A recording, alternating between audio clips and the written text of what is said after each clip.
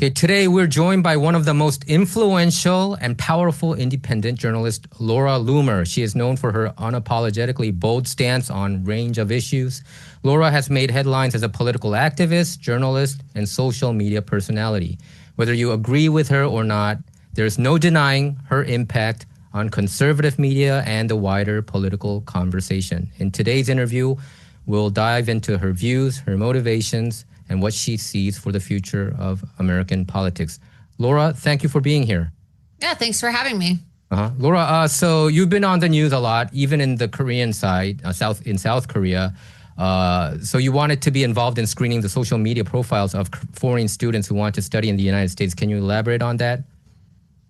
Well, I've made a name for myself, not just through my investigative reporting, but also through my vetting and my very public and viral exposés of what I call the vetting crisis at the White House and how it relates to Biden holdovers or Obama holdovers or people who are historically very hostile to President Trump still having positions within the Trump administration, either because they didn't go detected in the transition team or because they lied throughout the transition process, or whoever was in charge of reviewing their application didn't catch or review all of their extensive past political history and their social media comments about President Trump or their previous social media activity as it relates to criticizing conservative policies or propping up Obama era policies. And so I was watching the news this morning and I saw a little flash come across the screen about how the Trump administration, in addition to revoking the visas of a lot of CCP-tied foreign students and jihadi students, they now want to add social media screening to the application process for foreign students who want to come to our country to study when they apply for their visas. And so given the fact that I've been pretty aggressive when it comes to immigration. When I ran for Congress, I campaigned on an immigration moratorium, and I'm pretty outspoken about the threat of China and the threat of the CCP and my desire to see more of these Islamic students deported from our country because of their anti-Semitic activities on college campuses. I made an innocent post saying, oh, wow, this sounds like a dream job. I would love to help in this vetting process. Sign me up. And of course, the media loves to make everything more dramatic than it is. So it's a good thing. My innocent little tweet, I guess, now has turned into a Daily Beast hit piece where they say I'm begging for a job. I was actually just kind of poking fun at the fact that, I'm very tough on immigration and I'm very good at vetting, but the media loves sensational drama. I mean, at this point, Laura, everybody knows, when the Daily Beast report that, you should take it as a badge of honor because people already know that the mainstream media is spreading lies, disinfo, and misinfo. So you don't need to take offense on that. And I think many people are actually, I have personal friends telling me that you have been on the forefront. They really are rooting for you, all the things that you uncovered. They always just nitpick about comments that you made here and there. Even Trump made comments here and there, and the mainstream media would pick on, those kind of inappropriate comments. They don't actually, the thing is that they never actually have anything to dispute what I say. They call me names, but you notice they never say I'm wrong, right? They'll never say, oh, she's wrong or she's factually incorrect or, this is actually wrong. They never say that because they actually can't dispute the factuality of my reporting and the things that I'm uncovering. And so they just result to insults and false accusations and smears. But honestly, I don't even care anymore in terms of these ridiculous pieces where they try to take my tweets out of context because it's just, there's so many hit pieces on a daily basis. It's impossible to keep up with all of them. There's so much work to do as it relates to combating and exposing and identifying key figures within the deep state and trying to help President Trump codify his agenda, hold our own Republican majority accountable for their inaction on codifying President Trump's agenda, their inaction on impeaching judges. There's a lot going on there. And, I know you're a Korean journalist. Just this week, I reported on a Korean judge. Yes, you had a Korean judge who just at the nick of time. President Trump's executive order to shut down the Department of Education on grounds of, abuse of DEI policies, which are now in violation of President Trump's executive order. In addition to their proliferation of the LGBTQ agenda in taxpayer-funded public schools. And so it's interesting because, well, we can pull up the report and you can show your audience, but it turns out that the Korean judge has a Korean wife who uses pronouns, and she's the principal of a DEI company, and the Korean judge also has a transgender son. So... Oh, she has a transgender son. I did not know that. Okay. Yeah. So they have a transgender son. His name is Marshall June. And Marshall likes to dress up in little skimpy outfits with fairy wings and pretend that he's a girl. Yes. This whole thing is just ridiculous. You recently talked about Bill Clinton going to South Korea. You were the first journalist out there. I don't know. You got some tip. You were way ahead. And why do you think Bill Clinton went to South Korea? Is it because of the upcoming presidential election that's going to happen come June 3rd? Personally, I was very curious about why Bill Clinton was going to South Korea, because generally if the Clinton Foundation has planned travel, they announce it on their website. They have a pretty prominent display on the front page of their website that documents all of Hillary Clinton and Bill Clinton's travel.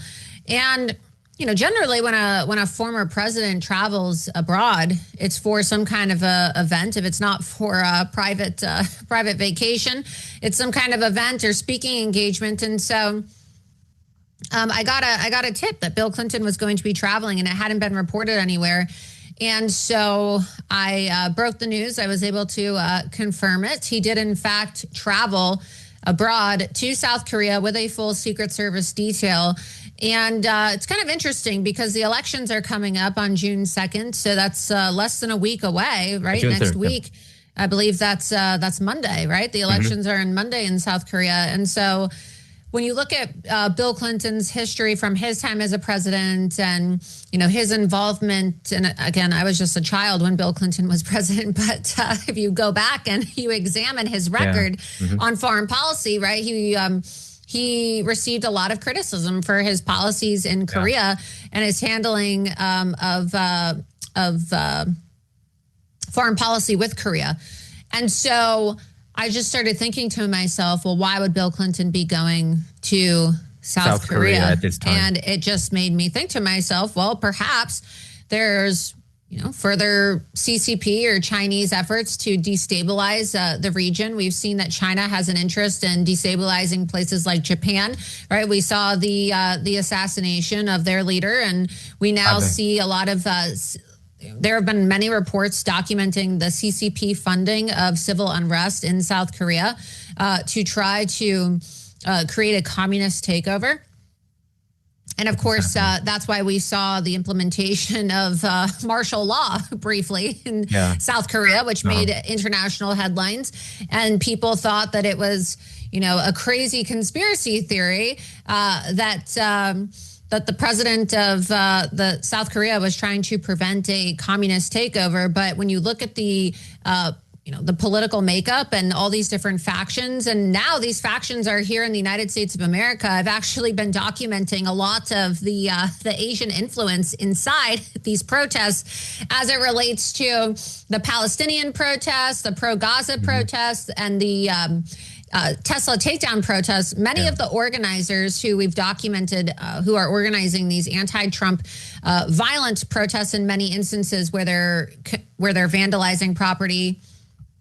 They're Asian, right? Some of them are Korean. Some of them are Korean communists. Some of them are Chinese communists. And so it's really interesting. So when President Trump talks about how we need to crack down on foreign influence and foreign students, he's absolutely right. I don't think a lot of people understand how many foreign students are actually the organizers of these very violent and chaotic protests that are happening here in America. And protest is a constitutionally protected right under the First Amendment of the United States Constitution. However, supporting terrorist activity, which is what a lot of these people are doing, incitement to violence is not protected speech. And that is why President Trump is now calling for Harvard to... Well, he actually is forcing them. He's not just calling on it. He's forcing them to not enroll any more foreign students. Exactly. And he's demanding that they turn over their lists of foreign students. And their refusal has resulted in them getting cut off from federal funds and also being, very directly reprimanded by President Trump from the Oval Office. Mm-hmm. Yeah, 31% of Harvard students seem to be coming from other foreign nationalities. So I think and during the swearing-in ceremony today at the Oval Office for Jeanine Pirro, who's now the U.S. Attorney in D.C. Pirro, yes, love her. Love her. Excuse me, Jeanine Pirro. Jeanine Pirro is going to be doing a fabulous job. Great woman, somebody who's highly qualified. I've known her for years. She's fantastic, highly intelligent, and I think she's going to be a fantastic U.S. attorney in D.C. They didn't really have any questions for Jeanine Pirro, but they were asking President Trump about his actions against Harvard and his actions against these Ivy League institutions. And he said today from the Oval Office that he would like to see the number capped at 15%.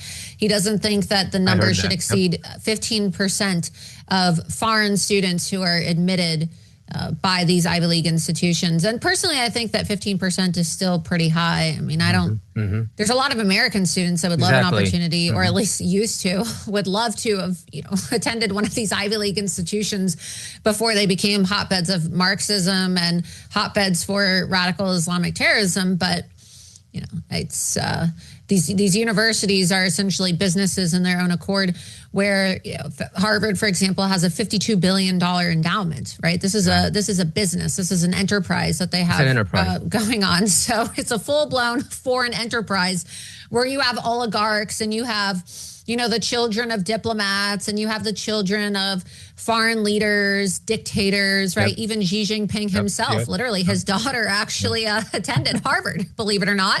And his daughter had protection from CCP PLA guards who are still protecting her in the Massachusetts area where she lives with her husband. So Harvard loves to talk about how they're, so concerned with fascism and they're anti-Trump and the actions of President Trump are allegedly fascist, but they have no problem, allowing for the children of communist dictators and African warlords to send their children to these universities where they're getting education, and they increase the price of the tuition because, well, they can afford it. But, that is then funding the enterprise of these corrupt Ivy League institutions. And you've seen in many instances that they've completely renamed some of their science buildings, their libraries, off of foreigners who just write them very large checks for $10 million, $20 million. And, nothing's free, right? There's no such thing as a free donation. Everything comes with, some conditions, whether it's putting the donor's name on the building or,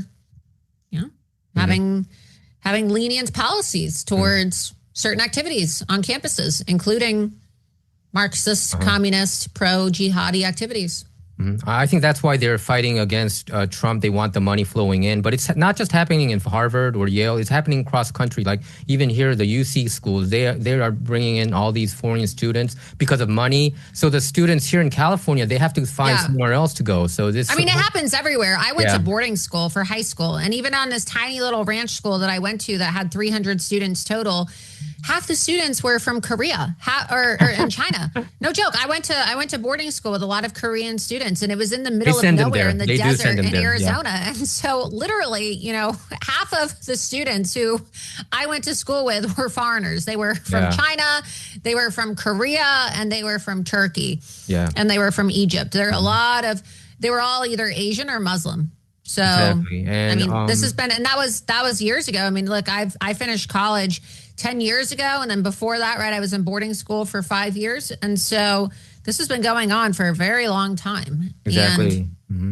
And Trump is the right person to stop this, because I think this is insane. It's going to, and it's not just that they love America. If they love America, that's a different situation. But most of them, a lot of them, and I know a lot of Koreans who can't stand America, are coming over here. And I think they shouldn't. If they hate America so much, why don't they go to China and go to Beijing University rather than Harvard or Yale? And I think it's a tragedy. But I would like to say the presidential election, you are actually correct that it's on a Monday. It falls on a Monday in America, but in Korea time, it's on June 3rd. So it's a Tuesday, but but hopefully the Conservative Party wins. You talked about the vetting process. I thought that this time around it did get better. Like Trump Jr. and Eric Trump they had a more active role in vetting these people, but somehow they get inside these cracks. And you made international headlines when you talked about, weren't you the one who broke that it was Mike Waltz, the former national security advisor, who brought in the Signal chat, who brought in Jeffrey Goldberg from the Atlantic magazine. You broke the news, right? I didn't break the news, but I'm the one that highlighted the fact that his deputy, Alex Wong, helped him set up the chat. So I did break the part about Alex Wong, then I further exposed Alex Wong as well. So, and then, of course, that led to me having an Oval Office meeting with President Trump. And then everybody knows what happened next. Multiple officials from the NSC and the NSA were fired, and rightfully so. But again, I would say the vetting situation is better this time around, but it's still bad. Just because it's better doesn't mean that, we should just turn a blind eye and say, well, it's better than what happened in 2017. Yes, it is better, but it could also be a lot better. And there are some very concerning examples. I mean, even in our own private conversations, there's a lot of examples that we've uncovered of Biden holdovers in key positions. And they might even just seem like very innocuous positions, but they're going to have very long-term ramifications on our foreign policy. For example, right, the ambassador to Korea, as you said. So there's a lot of things that are going underreported, they're being missed, or they're not being given enough attention. And I just think that there should have been a policy that all of the Biden and Obama holdovers were just completely pushed out and removed from the administration, because now, right, everybody's kind of in their groove. Everybody has their own tasks that they have to accomplish every single day. And a lot of these people are just going to go undetected. And in the beginning, right, in the first 100 days, I guess people are more focused and kind of laser focused and zoomed in on the accomplishments or any hiccups within the administration. And now that the 100 days have passed, I sometimes worry, is there going to be as much focus and attention given to the vetting crisis, which in my opinion gets worse on a daily basis. But last week, there was a news that came out, National Security Council, 100 plus, Trump fired them. I would think that probably you had some influence to do with it. Did 6 people get fired regarding the Mike Waltz team with Wong and all together? Yeah, but there were, elaborate on that? After the meeting, yes, 6 people were fired. And look, I know that there was a total shock to the NSC and the NSA after my meeting with President Trump. And so I wouldn't be surprised if the meeting I had put additional pressure on them to do extra vetting as it relates to the NSC, which is why we just saw 100 people get removed. But I was also told that a lot of these people who were fired from the NSC are just going to be placed within other positions in the administration. So we also kind of have a participation trophy mentality going on, where people who deserve to be fired are now being placed in other positions of power. U.S. ambassador, right? And it's like, how are you? Well, some of them, yeah. Like, how are you going to demand accountability and have extreme loyalty tests and get results if you're going to basically just create this culture of, well, if you screw up, you're just going to be shuffled around to another administration role and we're not actually going to fire you. I understand they're trying to contain people from leaking and writing books and the chaos that we saw in the first term where people got fired and then they became, some of the biggest donors on the other side because they got so pissed off, right? I think that they're trying to contain people so they don't feel like, oh, I gave up my livelihood and I came to Washington, D.C. and now I've just lost everything, right? So that they go and attack President Trump. But I don't think that that's sustainable. That's not the definition of government efficiency. Sometimes you deserve to be fired, right? Sometimes you deserve to be fired and there really isn't another position for you. There's a difference between being laid off and being fired, right? If you are being fired because you're not doing your job or you're missing your goals or you're missing the benchmarks, you shouldn't be given another chance. Now, if an agency is folding and you get laid off and you are actually good at what you do and you provide value, then perhaps your boss will be gracious and they will invite you to have another opportunity within the fold. But I don't think that every person who has been fired should be given that opportunity in the Trump administration. In Mike Waltz's case, but if he did it on purpose or Wong did it on purpose, this is like a fireable offense, right? I mean, no matter how you slice it. Personally, I don't really feel that the position of UN ambassador is really a prestigious position. It's kind of like getting exiled to Siberia. Really, when you think about it, it's like getting exiled to Siberia. Because you can't do anything secret there. It's a downgrade. Yeah. So it's a way to contain him because he clearly has shown that he's not able to properly vet. I mean, even when he's having the cabinet meetings, the reporters are zooming in on his phone. I don't know if you saw that post that went viral online where it's like, oh, Michael Waltz is on Signal again. It's like, well, why does the NSC director not have a privacy screen on his phone? Yeah, it's just, I was just kind of shocked that people on that top would just use Signal like I do. You know, I didn't know that it was just a regular thing. But obviously, Tulsi Gabbard did an interview about it, and she said that when you get out of the department, you know, that's what they use. Well, I guess it's an approved method of communication, so they communicate on Signal. I was also shocked when I saw the story originally. I didn't realize that Signal was approved communication at the government, but apparently they said it is. So, And you know, Bill Clinton. We were talking about Bill Clinton. He brought China in for World Trade Organization. That's how China grew. You know, Bill Clinton played a major part on that.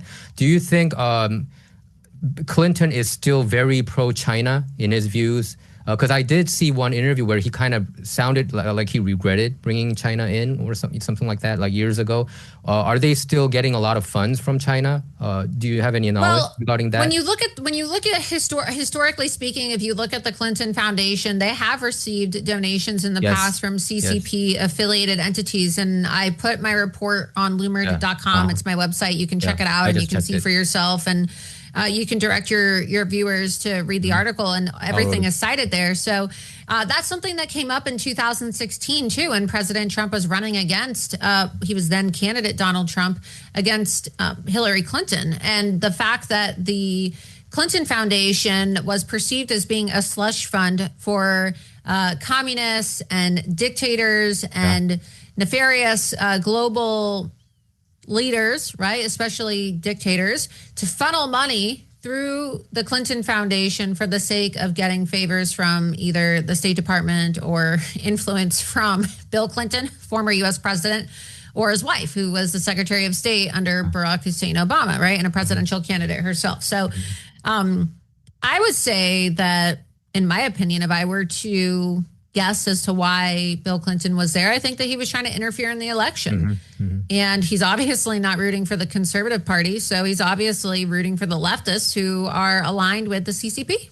Laura, do you think China was actively involved during the 2020 presidential election and last year? And like, I'm talking about hacking, changing votes. I'm sure they probably were. I mean, we saw reports out of, I believe there was a story out of Michigan where a student at University of Michigan who was Chinese was arrested for trying to interfere in the election and illegally vote multiple times for Democrats, right? We've seen instances of Chinese individuals, committing mail-in ballot fraud. So, I do believe that there are efforts within the Chinese community, probably orchestrated by the CCP, to carry out voter fraud. When I worked for Project Veritas, I remember I caught one of the Manhattan election supervisors on video, and he said that the Democrats bust people into Chinese and Muslim neighborhoods, and a lot of these people are committing voter fraud. So, I think that it probably is happening. We've seen it happen in places like Minneapolis with the Somali community there, another story that we exposed at Project Veritas. And there's a lot of efforts to exploit foreign communities or engage their active participation, right? It's not like these people are victims, to carry out voter fraud. And it is happening. And President Trump realizes it's happening. And a lot of it's happening under the guise of foreign students, right? Oh, I just want to come to America and get an education. Well, are you really here to study, or are you here to be a spy or an operative? And we've seen this before, where you have these students from China who are like math and science whizzes, and they get accepted into all of these Ivy League science departments, and they're working in these laboratories, and then they go back and they give all the information and the secrets to China, and then it turns out that they were actually a spy for the CCP. No, I'm not making this up. I just did an entire show about this last night on my own show, Loomer Unleashed, and we went through examples of students and also professors, right? Employees of Harvard University who were indicted for working with the Chinese Communist Party out of their own biology lab, and in relation to Wuhan during COVID. So there is a documented pattern of CCP interference, not just on the level of students coming into our country too, but also the overall concept of the fifth column, right? This idea of the fifth column that exists here in America, that has permeated every single one of our institutions, where you have Chinese communist operatives embedded within every single aspect of our society, including our educational institutions, our banks, and our political system as well.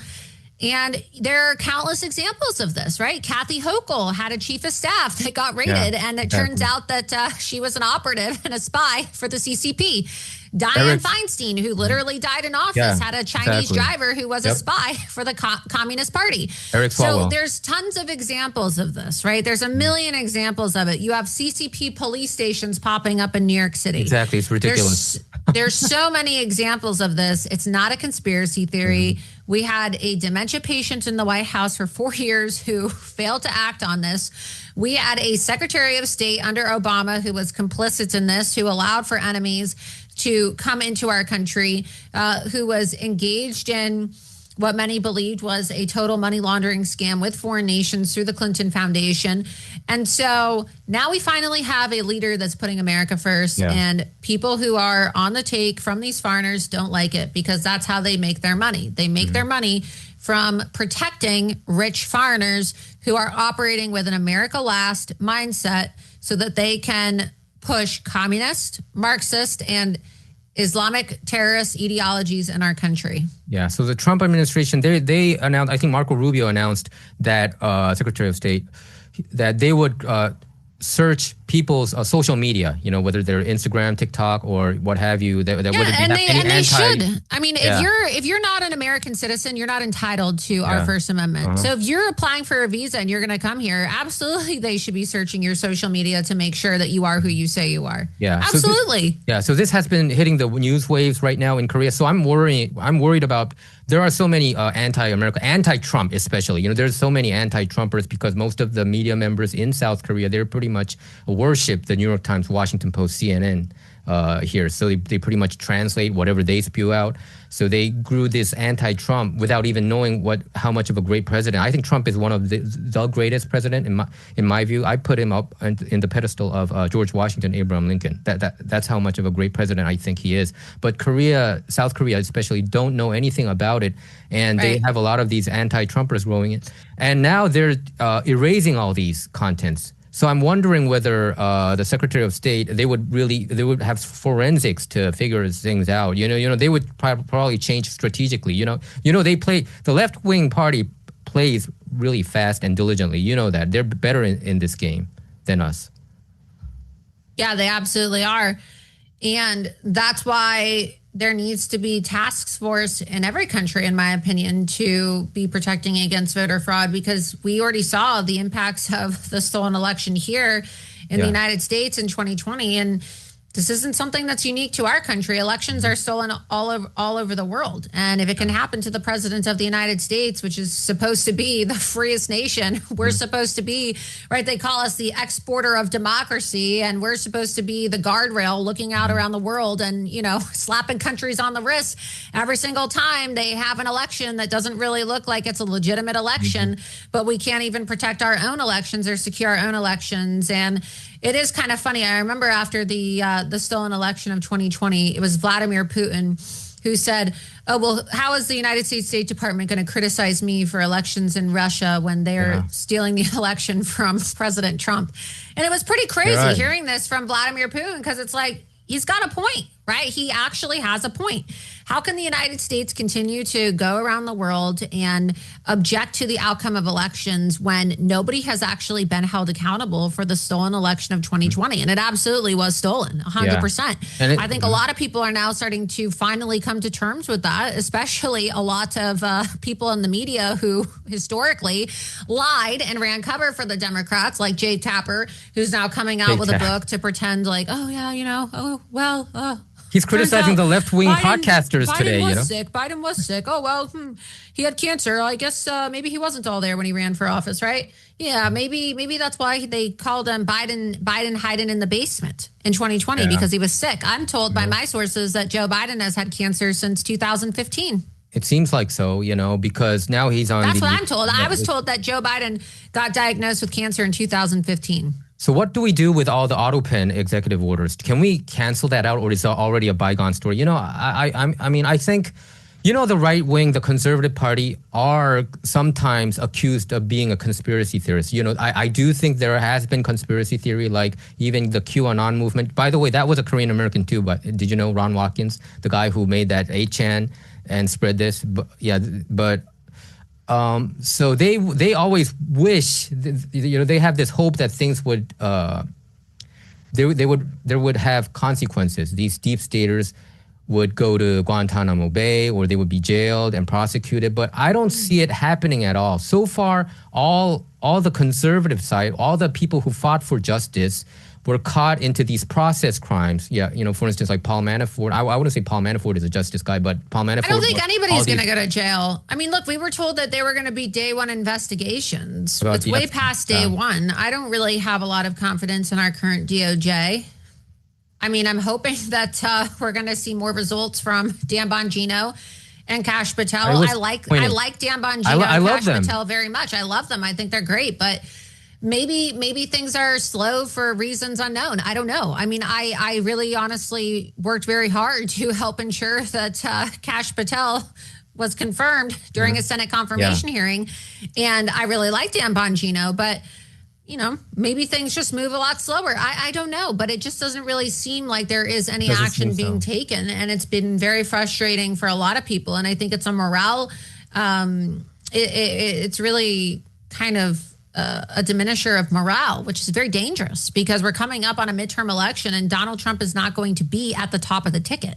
And so if Donald Trump is not going to be at the top of the ticket in 2026, how are you going to get people excited to go vote? At least people were motivated by the indictments and the arrest and the weaponization of government and lawfare. And oh my God, they mugshotted the president of the United States. And there was like this energy to go out and vote. But we're not going to have that in 2026. So what are the Republicans doing to support the president's agenda so that we get that same kind of momentum and mandate in 2026? Because look, voter registration doesn't correlate to voter turnout.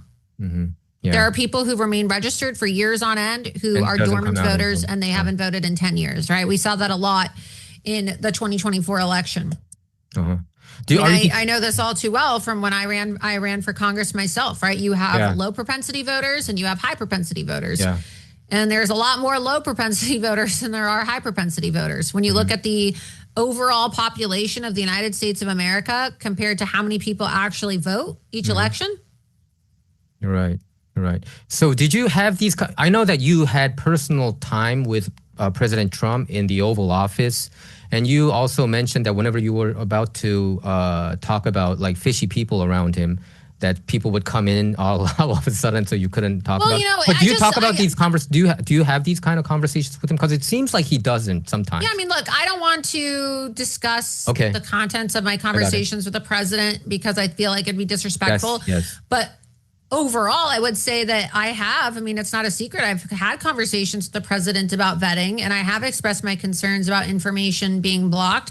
But look, it's pretty evident to a lot of people that a lot of information that the president should have access to is not getting to him. Okay. I mean, there was... and it's not just as it relates to vetting either. There was an interview that was conducted with President Trump on the golf course a few days ago where they asked him about his reaction to a cluster of drones that almost took down Vladimir Putin's plane in a targeted assassination. And President Trump said that he hadn't heard about it. Well, who's supposed to be briefing him on this, right? So it's not even as it just relates to vetting. There's a lot of things that the president should have access to, and it's the responsibility of the staff around him and his advisors to make sure that he is properly informed about certain issues. I mean, obviously, he's a very busy man. He's not going to be able to sit there and track every single thing every single day. But when information comes out, when people are exposed, when people are found to have done something wrong or a conflict exists or something egregious happens, the president needs to be notified about it. So, I would have an even greater capability if I was on the inside, but I'm using my position on the outside to continue exposing this and my capacity as an independent journalist and informing people, educating people, conducting my own independent reviews of personnel and, Biden holdovers, exposing people. And that's all we can really do. So I understand that. So I understand that President Trump was about to hire you back in like April 1st, that you even filed your papers and we were expecting, but you said there were people inside the Trump admin that were not happy about you joining the administration. Is that? Yeah, I mean, this has been ongoing for about 2 years now. He first hired me in March of 2023 in his office in a private. Yeah, he hired me and I filled out paperwork and it was a private meeting with him and Susie Wiles in March of 2022. March of 2023 during the primary. And then, obviously the indictments happened. And so I kind of like gave it a few days because I thought, oh, they're busy. I was supposed to start on April 1st of 2023. And, somebody leaked it. And then the New York Times did a hit. Yeah, they did a hit piece on me. And then that was it. I didn't really hear anything else. It was kind of bizarre. It was really strange. And then on 3 other occasions, the president hired me and told his staff to bring me on in a research capacity and to assist with research with the Republican Party, to assist with research for the admin. And all 4 times, it's just been completely blocked by his staff. So it's a problem, right? And I'm not the only person this has happened to either. There's other people who have had conversations with the president who have been offered positions and then the staff just kind of block it or they don't follow up. Okay, so probably it might be, better for you to advise him as an outsider.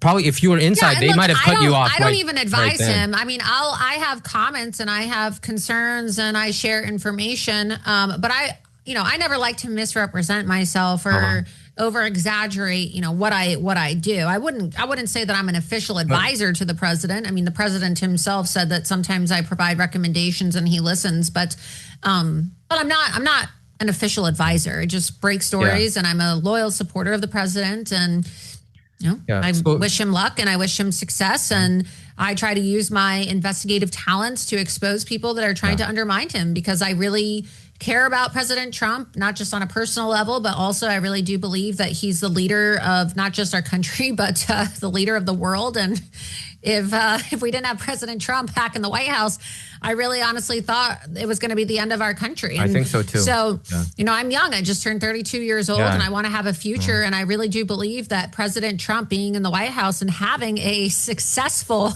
second term with a mandate in the House and the Senate is key to preserving Western civilization and trying to fix. We're never going to be able to go back to normal, right? The damage has been done. No. But it's an opportunity to at least. I kind of compare it. It's like the difference between a slowly burning candle, like a flame going back and forth to just an absolute like accelerationist moment with an explosion, right? I know that ultimately like Western civilization is probably going to decline over time because we're never going to have President Trump forever and the pendulum always swings. But at least with President Trump, it's like a slowly burning candle, like a flame just going back and forth, right? It's just, it's what you want to choose, like low decline with, a burst of improvement for the next 4 years with a glimmer of hope, or just complete accelerationism. And I think that we would all, prefer to at least see if we can fix our country with Trump. Yeah. He put a stop a little bit for the descent of America, but he actually did talk about it during his campaign.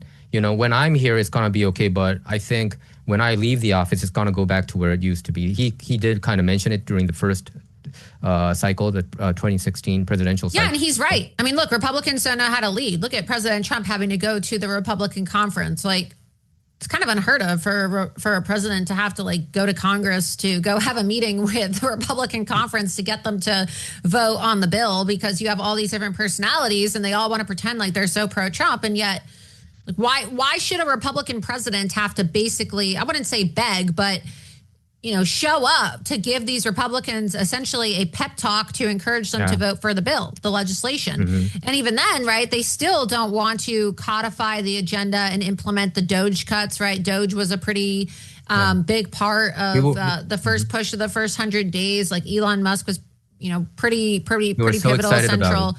And now, right, you see Elon Musk, who could have also been like a big donor to the Republican Party, could have been somebody that they could have, used to have like utilized, right, as an asset in their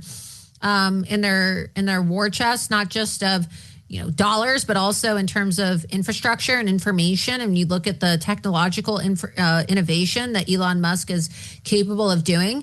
And it just seems like the Republicans have kind of burned that bridge in a sense because, well, they're not codifying the Doge cuts in the budget. So, and we saw President Trump was asked about it today in the Oval Office and what he thought about it. And he's like, well, listen, we have to get the votes. And so what that tells me is, well, you have to get the votes. Well, that means that certain members of the Republican Party didn't want to support the Doge cuts because they wanted to have more spending, and they probably threatened to not vote for the bill if the cuts were implemented. Yeah, so we can probably never fix this, and probably that's why Elon Musk said that he's not going to be as much involved anymore and donate as much to political causes, I think, which is a huge disappointment. One of the most exciting moments so far, 4 months in, was the Doge cuts, getting rid of these these left-wing lunatics are so hell-bent on transgendering all the people, not just in America, but around the world. They were giving like money for these comic books in Peru or, about transgendering. And it's just ridiculous how these money was wasted. And if it wasn't for Doge, we would not have even known about it. But to see Elon Musk and to see these, the big, beautiful bill just go through with a bigger deficit, right? It's going to bring bigger deficit. It is disheartening, and I feel like probably this is the best that we can do. Now I'm. Yeah, I don't think that you're ever going to have a bill with the current state of affairs in our country that isn't going to lead to more debt, right? Unfortunately, that's kind of the situation that we're in this country, but it's probably the best that we're going to get, right? And I hate to settle, but the reality is President Trump really wanted this bill to pass, and unfortunately, you have different factions within the Republican Party, and it takes a lot of finagling and massaging to get all of these people to work together to actually pass a piece of legislation. Let's be honest. Most of these Republicans don't even like Donald Trump. I think they don't. I can they tell don't. They resentfully vote for what he wants, but they don't like him. How many of these people actually supported him during his trial and his indictments, and how many of them actually came out and wholeheartedly endorsed him when he was first announcing his reelection run. So you're right. Yeah, many elected officials here in California, they didn't, even though they're Republican Party, they didn't like him, and that was very disheartening for me to see it too. So I think there's like a MAGA movement. The California GOP literally tried to steal the primary for Ron DeSantis and then I exposed their secret rule change, and it became a viral story. They literally tried to sway the primary for Ron DeSantis because California has the most GOP delegate votes at the convention. Do you think President Trump came to realization that there's a limit, even though as much of a monumental figure that he is a game changer in politics, and this MAGA movement, we've never seen anything like it. Do you think he also knows his limit because his first term, he saw all these legal challenges and all these rhino people still there in the apparatus, that there's a certain limit that I can do, but I can only bring it to probably if there's a 100-meter dash, I can only bring it up to 50 meters, and it's up to the other MAGA people like you. And I don't want to speak for the president, but I do think that he probably realizes now that, it's give and take with a lot of these people. Yeah. And unfortunately, you have to compromise with some very distasteful people. And, President Trump, he's the master of the art of the deal, right? He's the master of deal making. And so I think maybe now, he's probably a bit more diplomatic than he was in his first term. I didn't have a problem with the way he was during his first term. I loved it. I think that he is probably more diplomatic or willing to forgive certain people, even if he shouldn't, right? Like some of the people that he issues endorsements for or True Social posts for, it's a little cringeworthy. Like, I love the president, but it's like, oh, Mr. President, this person said this about you and they supported you going to jail and, they voted to impeach you. And, I I guess at the end of the day, he needs their votes. It's not like we have a large majority right now. We have a very slim majority in the House, and we have a small majority in the Senate too. And so I guess not everything can be entirely personal. President Trump constantly says he doesn't trust anybody, and nor should he trust anybody. But I think that reality is a lot different from probably like what you may think or feel on a personal level. Like maybe deep down he knows that a lot of these people are not trustworthy or they're pieces of shit as it relates to being disloyal and anti-Trump. But when reality sets in, it's like, well, we don't have a large majority. So how many people are you going to alienate, or are you just going to kind of like turn a blind eye and get their votes, right? So it's unfortunate because there's no reason why they shouldn't like President Trump. He's a generational leader. He's amazing. He's the most influential president of my lifetime. I mean, I can't really think of many things that I don't agree with him on. There's certain things that that I don't agree with that I'm, outspoken about. But for the Qatar look, I had conversations about it, and I guess I understand the reasoning behind it. I understand the president. I think he was bashing Boeing. That's what I think. He was bashing Boeing in an indirect way, right? He's trying to save our country money. I understand it. I just personally am not really a fan of a lot of these Islamic nations. Like maybe, I should put my own personal feelings aside, because President Trump's never going to do anything that's going to jeopardize our national security. So, I mean, I even publicly apologized. I said, look, I think I spoke a bit too soon on that one. And I regret any way that my statements were weaponized by the dishonest liberal media to attack the president, because I would never want to attack the president. I support the president. I think it kind of made you look legit and independent, Laura, in all honesty, even though, it's not like you can, just stamp on everything what Trump does. Of course, and I stand by what I said. I had a lot of issues with him in the first term about the appointees, Yeah, like I still stand by my criticisms of Qatar and what I said. Yeah. But what I didn't like is that the media said, "Oh, Laura Loomer's done with Trump." Like they tried to print these very sensational headlines. But I don't think you should be.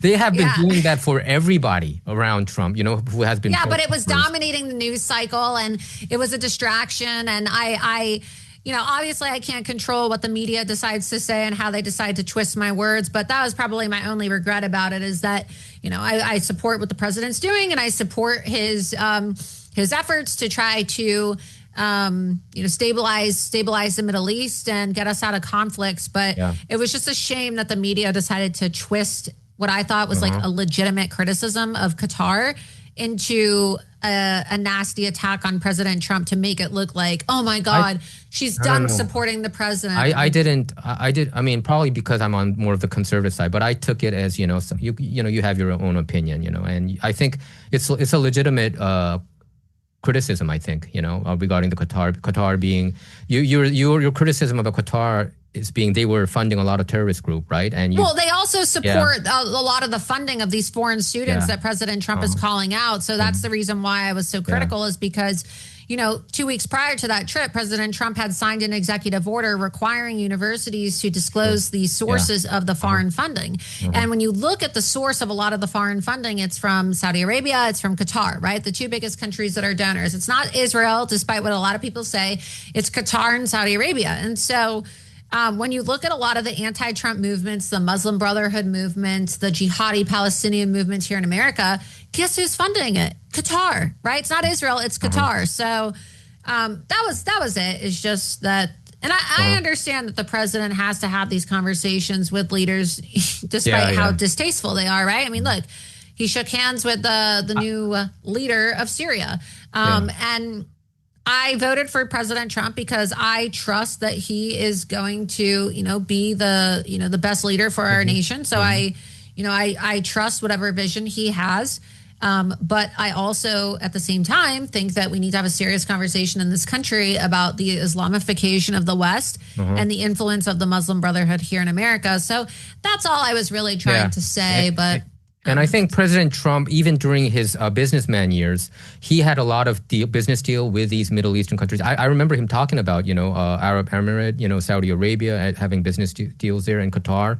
And he even made fun of even Qatar, you can call it Qatar or Qatar, and he was talking in a very friendly way because he had some business deals back in the day. So I understand why he, accepted that flight. And I thought that was more of a criticism of Boeing not being able to finish their project in wasn't it supposed to be already finished, the new Air Force One? But and it's kind of like it says more about Boeing, in my opinion, than it says about President Trump, because they should honestly be embarrassed about how they weren't able to deliver the plane on time for the president. So, like I said, I think that it was really blown out of proportion by the media. In terms of everything that President Trump does, I support.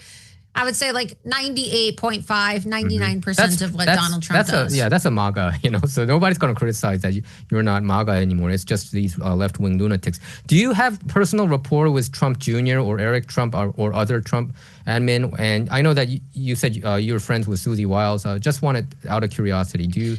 I like Susie Wiles very much. I think she's a very nice woman. I get along with her very well. I think she's a hard worker and a tremendous role model for women, especially given the fact that she's the first female chief of staff. So I get along great with Susie Wiles.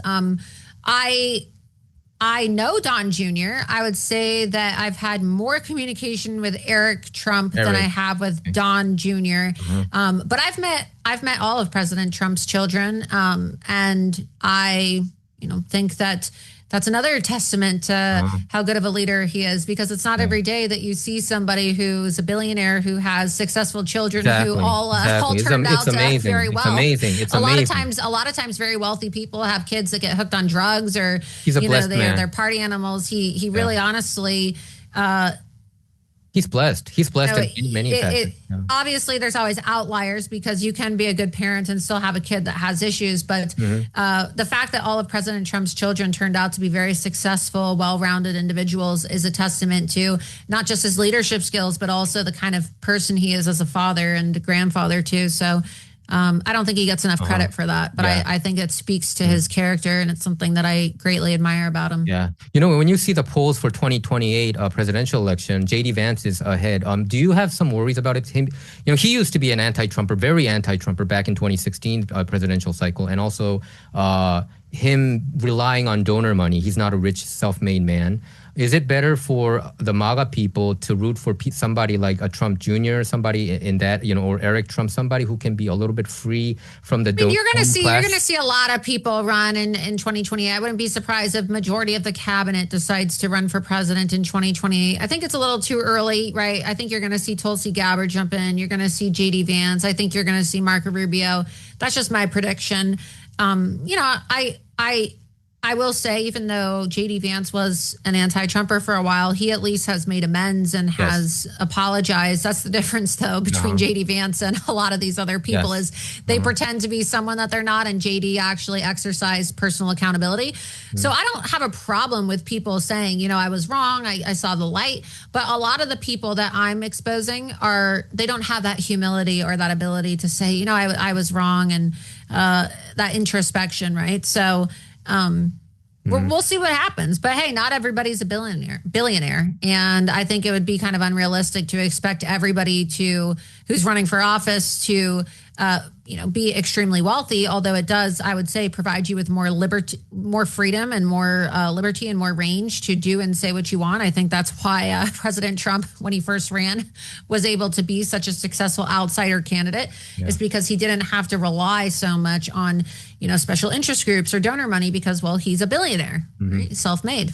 Do you expect James Comey to be charged? James Comey putting out 8647. I also saw that from your post. I don't know. Honestly, he should be, right? But the fact that he hasn't. He should be. He should have been charged for a Crossfire Hurricane, right? There's so many things that he should have been charged for. And I think the Clinton Foundation, fabricating this Steele dossier, all the people involved there, Peter Strzok, Lisa Page, we all know these infamous figures who fabricated. They wanted to get into an insurance policy to make sure that Trump would not get elected. And if you flip it, and if the Trump side or the conservative side did this to their side, we would have been charged, right?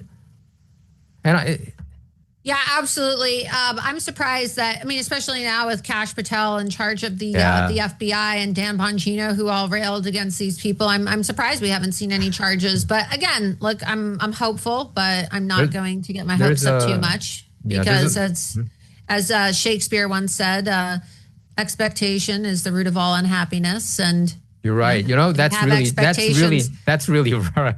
Especially on the MAGA side, especially on the people who supported Trump's side. So, I think it's a depressing I like having low expectations, and then I don't have to go to bed depressed at night.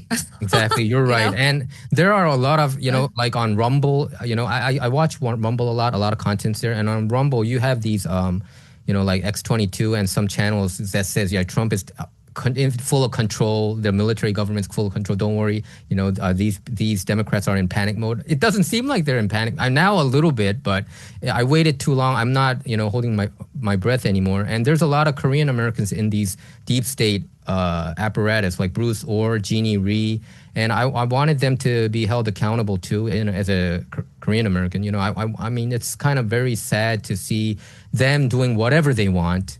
They just, spy on Trump campaign, and they're pretty much doing whatever they want. And I don't see anybody going to jail. And on the conservative side, you see some people doing some process crimes, and they just go to jail, or people who didn't even commit crimes. I mean, manufactured crimes. They manufactured everything against President Trump. So they go after these journalists, like Infowars Owen Schroyer. He had to go to jail because of the Jan 6 situation, and people who I know, and it's just disheartening. And I feel like even though Trump is there, the U.S. Supreme Court is 6-3. I mean, sometimes it's 5-4, and 4-5, but still, right? And we have the Senate and the congressional side, but still, it seems like it still feels like the conservative side, the Trump side, is an underdog. Do you get that feeling that even though Trump is in office, it's still an underdog game?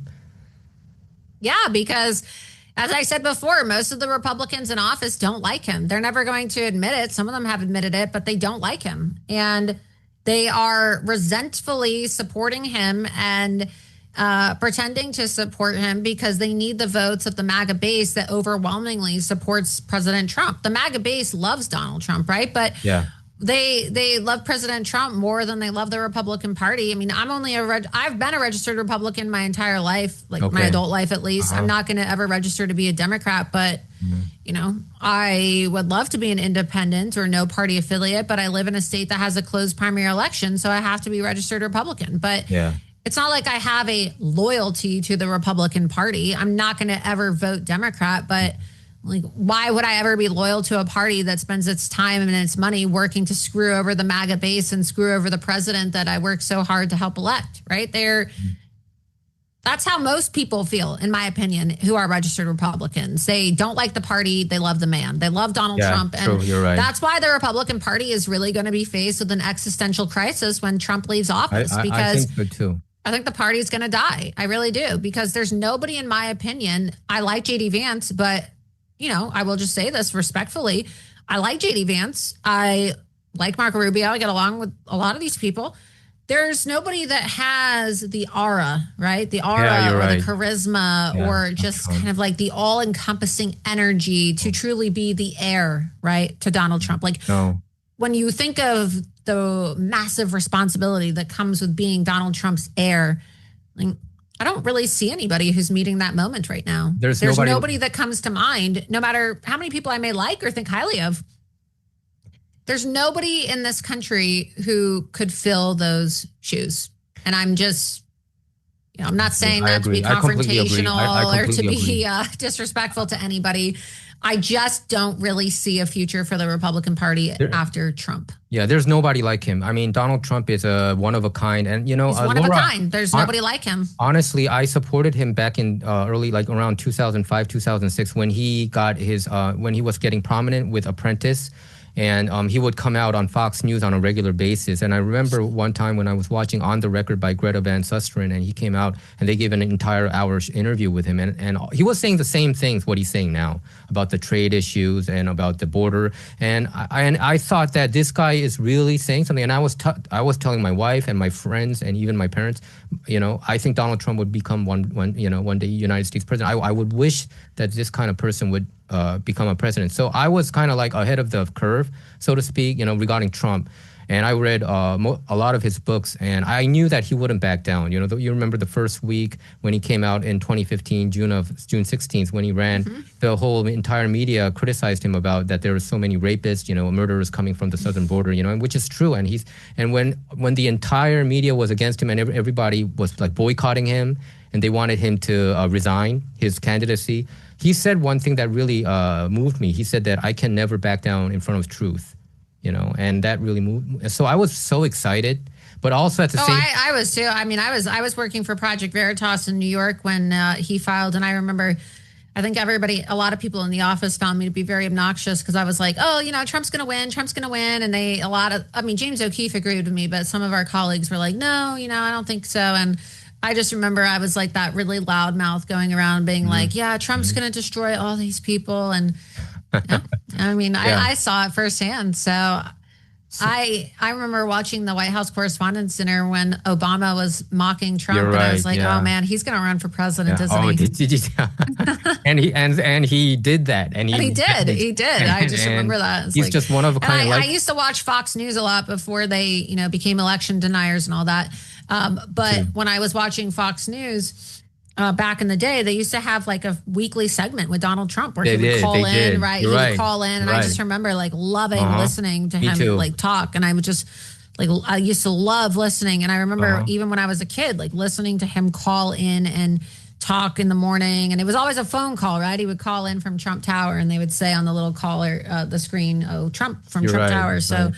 And I remember I didn't miss a single rally because he in his rallies the media, there were a lot of reports that the media would not cover about, and he was the one who pointed, like, you remember like the air conditioning company Carrier about to leave their manufacturing base in Indiana, and he was the only one who talked about these kind of specific situations about companies, tariffs, about like Samsung, LG. He would talk about how them dumping their products or Japanese company. Nobody talked about it like he did, and so I don't see another politician talk like him. I agree with you. I don't think he was like a there's blessing. Nobody. I don't think there's anybody. Yeah, which is kind of disheartening. Laura, can you kind of shortly tell us how your career went? How you ran for your life. People are very you've been covered by the Korean media, both in Korea and in the Korean American community, a lot because. About the Mike Waltz and the Bill Clinton angle. You covered it. You were the first. Yeah, I mean, I do my own. I do investigative reporting, and I got started. I was the president of College Republicans when I was in college, and I started doing undercover journalism. I studied broadcast journalism and emerging media when I was in college, along with political science. That was my degree. And then I started working for Project Veritas, where I was working undercover, exposing Hillary Clinton as an undercover journalist during the 2016 election. And I worked for Project Veritas for several years, where I focused on exposing things like election fraud and election integrity issues. And then I left and I started my own media company and, started confronting people, lumbering people. Yeah, lumbred. I know that you lumbred a lot of people. Yeah. James Comey especially twice, right? This new trend of journalism where I would, go confront people and live stream it. And awesome. That was and then I ended up getting banned on all social media over the years. Why did you get banned? Why did you get banned? For exposing people, really. I exposed Ilhan Omar for marrying her brother and calling out the Islamification of my country. You broke that story? You broke that story too? Yes, and the Islamification of the country is what really got me labeled as an anti-Muslim bigot and got me shut down everywhere, yeah. So, and being anti-Islam was a reason why you got banned, right? Pretty much, right? That's what they said, yeah. And then they shut me down everywhere. I mean, my banks, PayPal, Venmo, GoFundMe, Uber, Lyft. They even banned all that? Facebook, yeah, everything. I mean, I have a book that's on my shelf. It's called Lumbred, How I Became the Most Banned Woman in the World. I'll check that out. It's literally about how I was really the canary in the coal mine for all the censorship, yes. So are you banned more than Alex Jones? And Alex Jones Alex actually said on his show one day that I'm more censored than he is. Yeah, because when I watch your interviews, I was trying to even find those comments, but I don't see you being, like a bomb thrower or anything. You were talking about everything based on facts. I mean, you have this. No, they completely lied about me. They completely lied about me and tried to demonize me. So, Laura, what I do not understand is when Trump was Trump wanted to hire you, and you said there was a New York Times piece that reported about it. How come Trump is caring about whatever the New York Times is saying? You know, the New York Times was at the forefront of this Russia collusion. I don't think he really fabrication cares. story. I think it's the staff, right? I think that President Trump's a very busy man. He doesn't have time to be handling all of, the paperwork and all of the HR stuff. I don't know. Honestly, I don't know because I don't know why this was never dealt with. I really honestly don't know. But I think the president knows me quite well to know that I'm not what the media says I am, and I'm one of his biggest defenders. And I think it's really just professional jealousy at the end of the day, if we're being honest. I think that there's some people who work for him who just are a little bit jealous. Were you at the Acorn expose when you were doing the Project Veritas? Why did you? No, I wasn't a part of that expose. Okay, but you felt like you wanted to go independent. That's why you started your own. Yeah, I just thing. wanted to go independent. I mean, I get along great with James. He was just on my show last week. He wrote the foreword for my book. We get along great. He's like a brother to me, a mentor. But I just wanted to start my own company. Wanted to do my own thing. Yeah, same as me. And can you talk about your Laura strategies? Loomer strategies. Loomer strategies. Yeah. So I launched a full-scale opposition research executive level vetting firm, and we do opposition research and vetting so that we can help people with their vetting concerns and their research needs. And I'm looking forward to working with a wide range of clients, especially as we head into the midterm elections.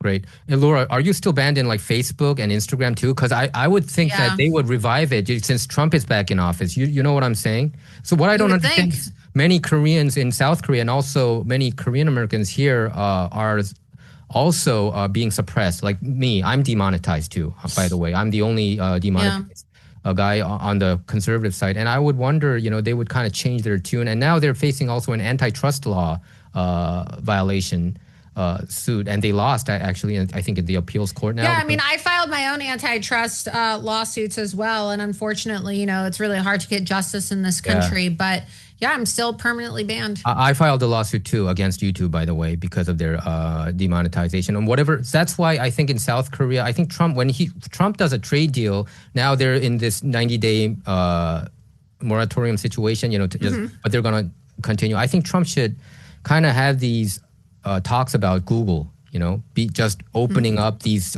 practices of, if you're anti-Trump, it's just it's open season. You get algorithm, it props you up. But if it's pro-Trump, like my content, anti-establishment, they suppress it and they demonetize you. And when you get demonetized, it doesn't get into your recommended channel or programs. So I think Trump should also think more globally. I think he is getting more involved, but I think many Koreans in South Korea, they wish that Trump would kind of intervene, even in the election process, because it's so taken by CCP. I think CCP took over most of the establishments there in Korea, the whole apparatus. So they are feeling helpless. The conservative side, they are feeling helpless. Many of them are crying out for help because South Korea is an ally of America, right? Without America, South Korea would not have happened, So many Koreans want Trump to somehow intervene and help them out with the voter fraud, especially the voter fraud situation. Right.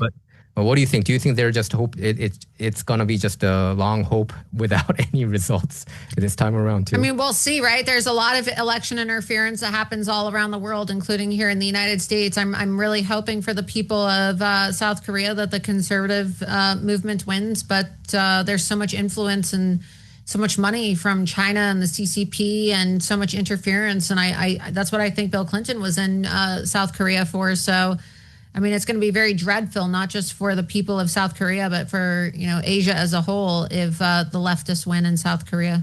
Mm-hmm. Laura, where can we see your work? Where can my viewers check out your work? Loomer Strategies and also on X, you have 1.4 million. Loomer Strategies is just on X. But people can follow my X account at Laura Loomer and also at Loomer Unleashed. And then I'm also on Rumble, rumble.com/Laura Loomer. That's my channel. Every Tuesday and Thursday, I have a show on Rumble at 9 p.m. Eastern. I also have a book, Loomered, How I Became the Most Banned Woman in the World. Yeah. And then I'm also on Substack, lauraloomer.substack.com. People can subscribe to my Substack. or they can review my content and my news articles on my website, loomered.com. So I have a couple different platforms that I use. But okay, I'll put it all up there, in the comment section so that everybody can check it out. Laura, thank you very much. It was an honor. I know that you are a truth seeker, and still you are a very influential person. Because of you, we could find these probably they were potential deep staters, right? These the Signal Gate, and yeah, so I think big time. Any last words you want to say? No, I just want to say thank you so much for everything that you're doing as a Korean American to support President Trump and everything that you're doing to bring truth to the people of South Korea. I know you told me that you're fighting the fake news and the deep state there too. So just never give up, right? That's my message to people there. If we can defeat the deep state and the fake news media here in the U.S. and get Trump back in for another term like we did, nothing is impossible. People thought that was going to be impossible, right? Right. With the level of attacks he was subjected to. It's the greatest political comeback story in American history. And miracles like that can happen all around the world. So never, ever, ever give up, as President Trump says. You think we can win the midterm, the Republican side? You're I hope. I honestly think we're going to lose, not because of President Trump, but because a lot of these Republicans are demoralizing the base by not getting results, by not codifying President Trump's agenda. But I hope I'm wrong, right? Like, I love being right, but I hope I'm wrong when I say that Republicans are going to lose the midterms. So who's the Congress members that you do like Brandon Gill? Who are the ones? Oh, he's great. Look, it's not about liking people, right? I don't really care about people's personalities and whether I like them. I know. It's about whether they do their job. I'm talking about firm people, like if they can't be Trump level firm. Well, there's not many. There's really not many. I hate to say it, but it's hard to really think of any, because the moment that you give somebody a compliment, the next day they go and they do something that's going to disappoint you. So. Yeah, Matt Gaetz. We all supported him becoming the Attorney General. And Pam Bondi, I felt might not have been strong as Matt Gaetz, but there has been reports about even Mossad behind trying to bring him down, or I don't know whether that he was brought into a honeypot scandal. Did you hear anything regarding that? Because it seems like these nothing that was substantial, nothing that really was confirmed. Obviously there's a lot of rumors on the internet, but nothing that really ever came to fruition. Okay. Thank you, Laura, and we would like to bring you back soon. Yeah, absolutely. Love to have you on my show. Hope maybe sometime next week after the elections you can come on Loomer Unleashed and give us an update. Yeah, we'd love to.